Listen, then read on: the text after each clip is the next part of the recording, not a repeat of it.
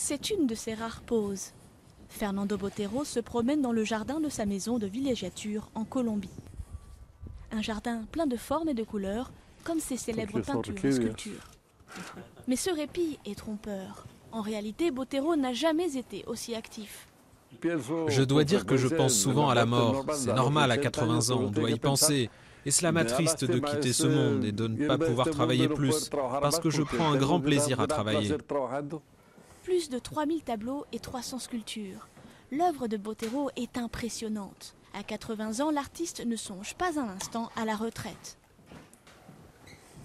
Ce qui serait terrible, c'est d'avoir un problème cérébral et de rester paralysé ou d'avoir une maladie qui empêche de travailler. Cela me terrorise plus que la mort.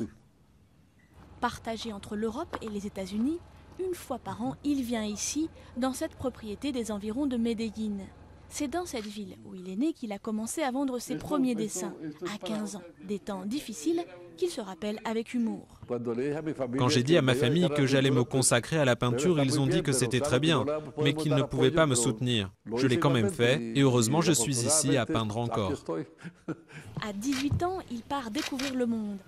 Il arrive à New York avec 200 $ en poche. Mais bientôt, il sera sollicité par les marchands d'art du monde entier pour ses personnages aux formes généreuses. Je ne fais aucun commentaire sur la maigreur ou la grosseur. Mon travail est une allusion, ou disons une apologie du volume, parce que le volume a été un élément très important dans l'histoire de l'art. Où le mènera donc sa prochaine inspiration? Botero ne le sait pas encore et ne veut pas le savoir.